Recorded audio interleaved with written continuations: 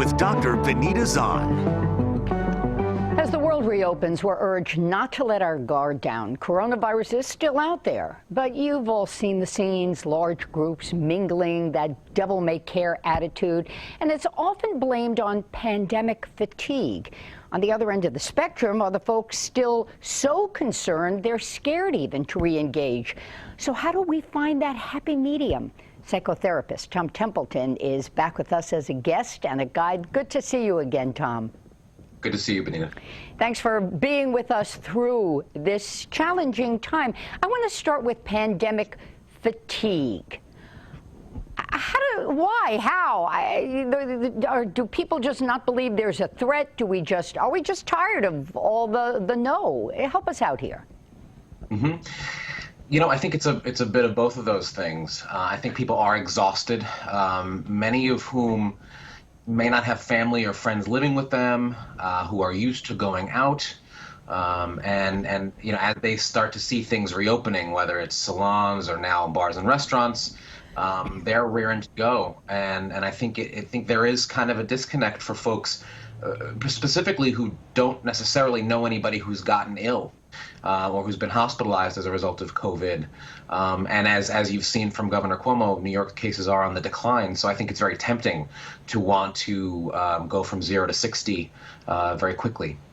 So how does the governor's message get through to this population, whether they're protecting themselves or the folks who may be more at risk that then they will come in contact with if they do get sick? Mm-hmm. That's a good question. You know, I think the governor's message is twofold. I think one is that we're doing all right in terms of cases going down. I think the other is we need to be careful and we need to really be on guard and vigilant about remaining in a state where cases are going down. At this point, you know, as things begin to reopen, we are almost certainly going to see a resurgence in cases.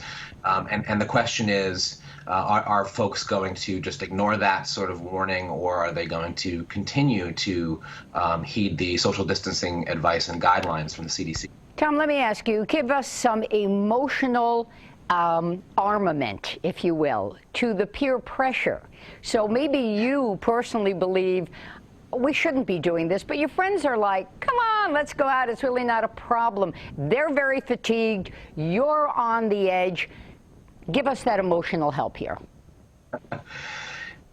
Okay, so I mean, on one end, I think there's a spectrum of things that you can engage in without having to necessarily, again, go from 0 to 60 and just be out at bars shoulder to shoulder, which again, I mean, I have friends who are restaurant owners and bar owners. I want their businesses to succeed, but I also want those who patronize them to be healthy.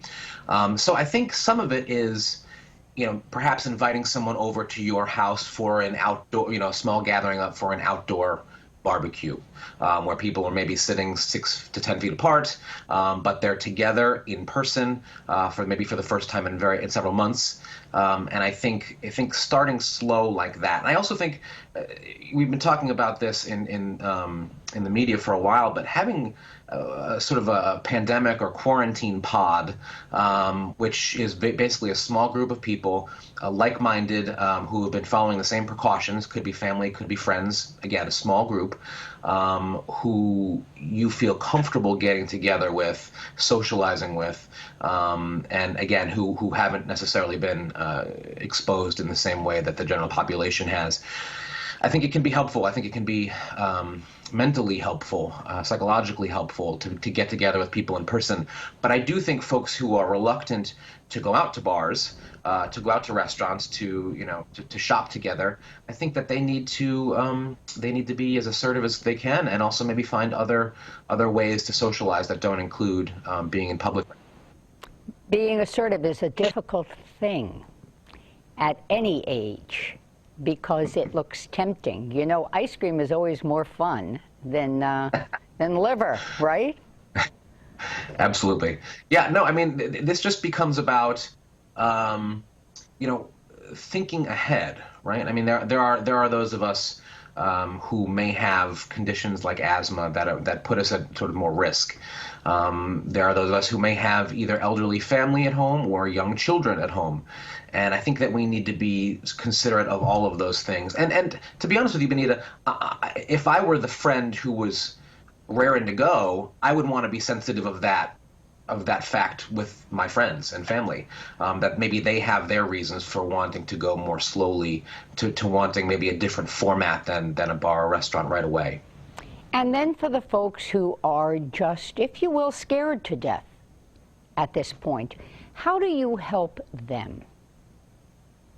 Sure. I mean, I think some of this, and I've heard it said before, is that there's this you first mentality. So once things really begin to reopen, it's like, okay, so I want to see how it goes for you before I dip my toe in the water.